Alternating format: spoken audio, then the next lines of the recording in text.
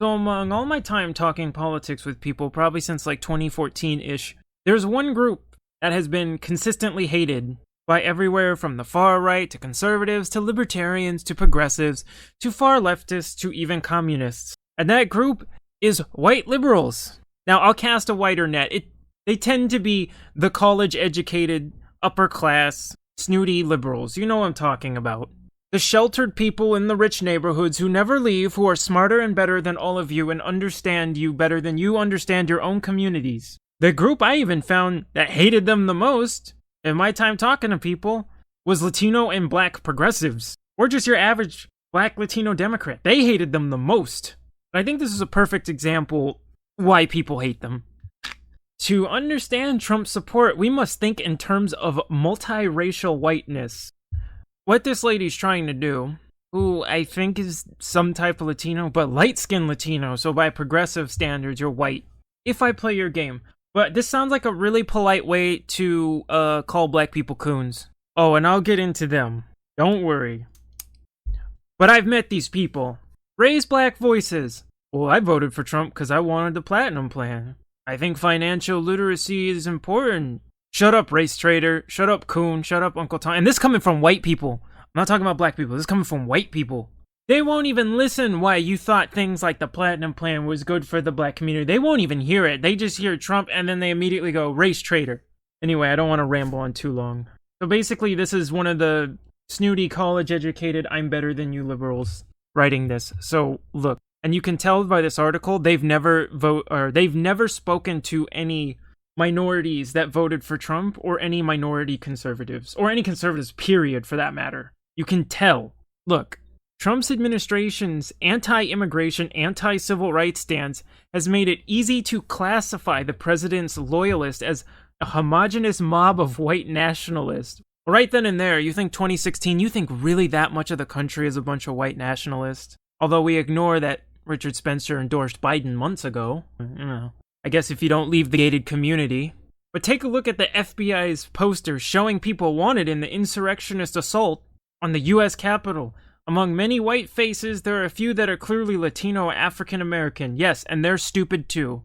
I don't think, even though I think the people who raided the Capitol were a bunch of terrorists, I don't think many of them were racists. Now the ones waving around the Confederate flag, yeah, fuck them. On one quick side note, can someone explain to me, anyone on the right who doesn't mind when other people on the right fly the Confederate flag, can you explain to me why you guys are going after Mike Pence for treason and down with the treasonous Democrats, but then you fly their flag? Can you explain to me why you fly the flag of treasonous Democrats while saying you hate them? I just want to know. Like, that's a legit question. I do not get it.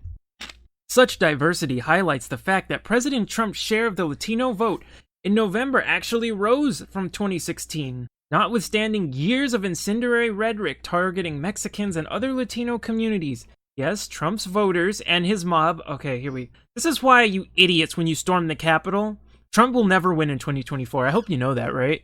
Trump can't come back. You guys who raided the Capitol, you ruined his name. It's over. And I don't think any of his family can run either. So, good job. Anyway, are disproportionately white, but one of the more unsettling exit poll data points of the 2020 election was that a quarter to a third of Latino voters voted to re-elect Trump. Do you think she understands why they did? Or do you think she's just gonna say, y'all a bunch of race traitors? Let's find out. And while the vast majority of Latinos and overwhelming majority of African American voters supported the Biden-Harris ticket and were crucial to its success, many black and brown voters have family and friends who frequently back the MAGA policy agenda, including its delusions and conspiracy theories. Or you know what, bitch? I'm sorry. All right. Maybe I wanted the platinum plan. Maybe Trump was our best chance at getting reparations. And if you think you're getting it from Biden, you are fucking delusional.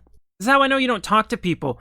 Trump reached out to these communities. Dems pretend, and then once they get in, as soon as you call them, it's new president, who dis? I'm just saying. Anyway, you'd know that if you actually talk to black Trump supporters. One of the organizers of the Stop the Steal movement is Ali Alexander, a Trump supporter who identifies as black and Arab, the chairman of the neo-fascist Proud Boys, Enrico Tarrio.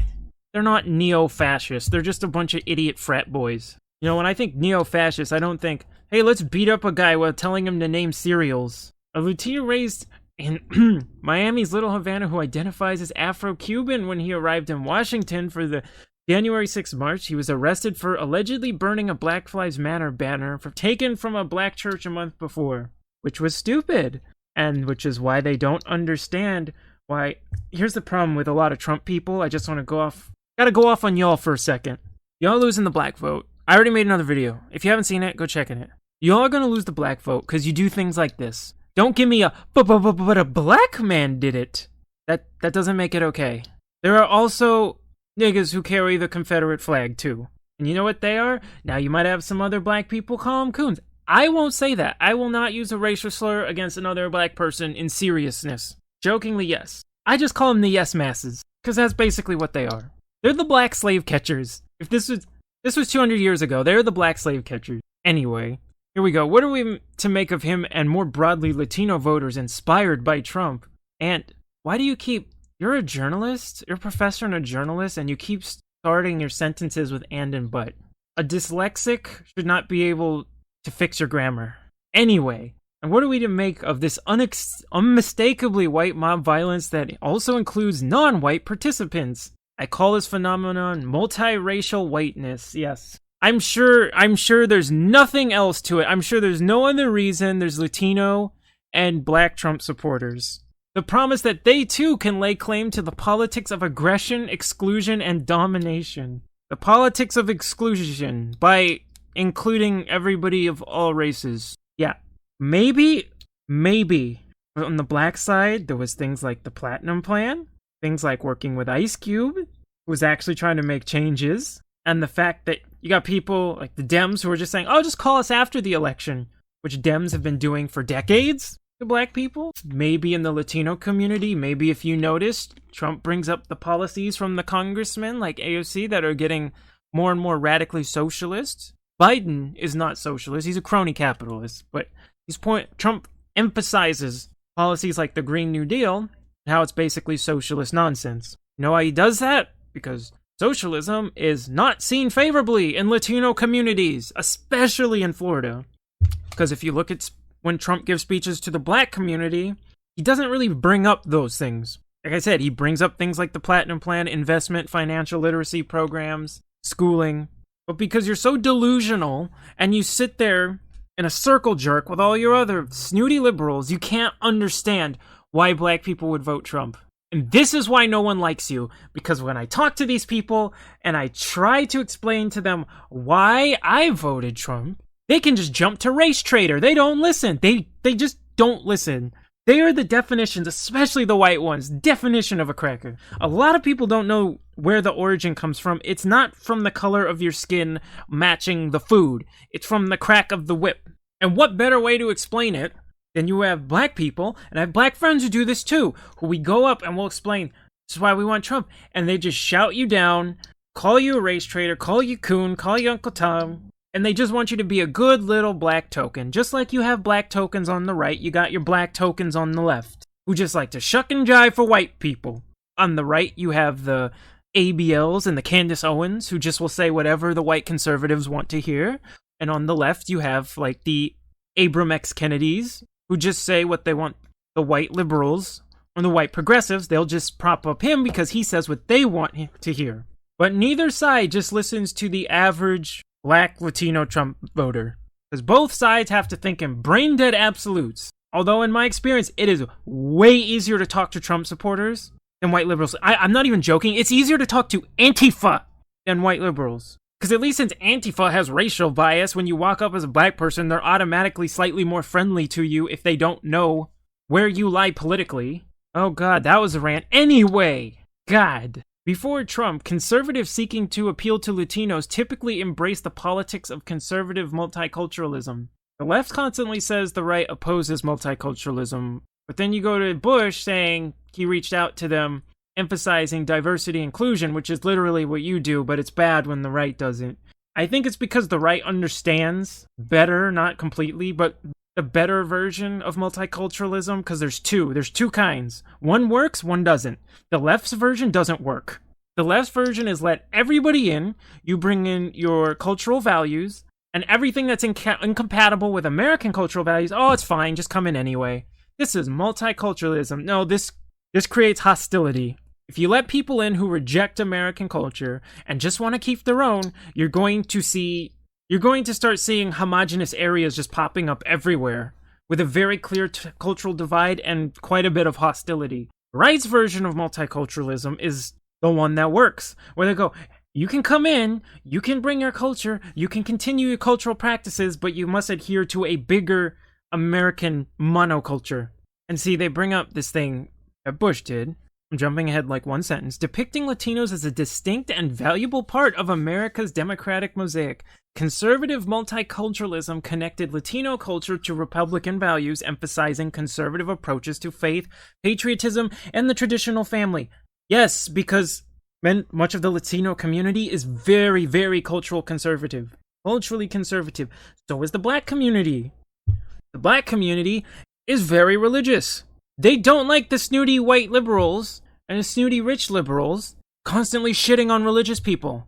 That's why it's one of the reasons they don't like you.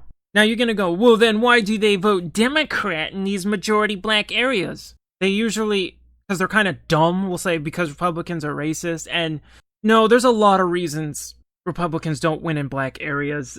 That's a whole video. Boil it down to three things.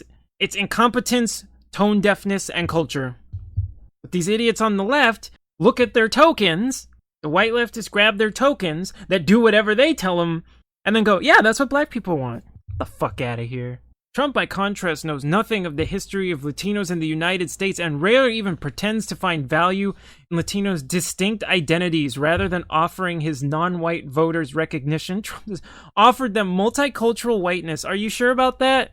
He actually has many times, but like I said, these people don't listen to a word Trump says. I mean, some are so delusional, you can literally send them a video of something he said and they deny it exists. I've had that happen. Look at this. Rooted in America's ugly history of white supremacy, indigenous disposition, and anti-blackness, multiracial whiteness is an ideology invested in the unequal distribution of land, wealth, power, and privilege, a form of hierarchy which the standing of one section of the population is premised on the debasement of others. See, you're kind of describing right there why Trump won the Cuban vote, but you have no self-awareness. If you want to talk about the distribution of land, yeah, Trump was way better for trying to talk him into reparations. I hate this. Multiracial whiteness reflects an understanding of whiteness as a political color and not just a racial identity. So basically, you're just trying to call black people coons but in the most polite way. These are the people I would love to talk to in person. Because see, they won't have this level of confidence in them, being able to say that to your average black dude's face. Because when people say shit like this makes me, I'd go full nigga right here. That's where it's gonna come out. And it doesn't escalate with these people because they're not black, so you won't have a nigga moment, so you don't have to worry. So here we go. Multiracial whiteness promises Latino Trump supporters freedom from the politics of diversity and recognition. Really, you think that's why it's appealing to them? Did you talk to these people? You didn't talk to these people. Again, why nobody likes you? Go get your yes masses and say they represent us. I see, look at this. For voters who see the very act of acknowledging one's racial identity as itself racist, you're talking about a very narrow group of white conservatives. I know the people you're talking about. It is a small group. Multiracial whiteness reinforces their desired approach to colorblind individualism. Oh no, individualism! Go push your socialism bullshit in the black communities and see how far that gets you. We just want a reparation. After that, we don't give a shit. We want to keep our shit. We wanted reparations so we could exist in a capitalist society. That is why we wanted them. Multiracial whiteness offers citizens of every background the freedom to call Muslims terrorists. Again, they take a very small sect of conservatives and they expand that to the whole group because nuance takes no brain power. Or because nuance takes too much brain power for these people. Demand the undocumented immigrants be rounded up and deported. You don't want to go to the poor black areas then. Ooh, these are the dumbasses that go to the really poor black areas and go like, yeah, illegal immigrants and the black people, they stand in solidarity with each other. Anybody who says that's never been to these communities. There's so much bad blood there, you don't even know. Demand that undocumented immigrants be rounded up and deported.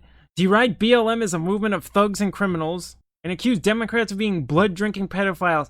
Okay, see, now you're just taking Q and applying it to everybody too. 74 million people, and you think the majority of them are Q? Bro, you big dumb. Here, the politics of exclusion. It's very inclusive and diverse, which is why you have alphabet people for Trump, blacks for Trump, Latinos for Trump. But no. See, we can't. That doesn't fit the narrative. So they're just white. On the inside, violence and demonization are available to all. Leave your bubble. Leave your bubble, boo-boo. Okay? You want to speak Spanish and celebrate your quinceañera in your family, go ahead. If you want to be a Proud Boy, be a Proud Boy. Trump doesn't care. As long as you love him, he'll love you. Wow, you figured it out after 4 years. That's basically Trump.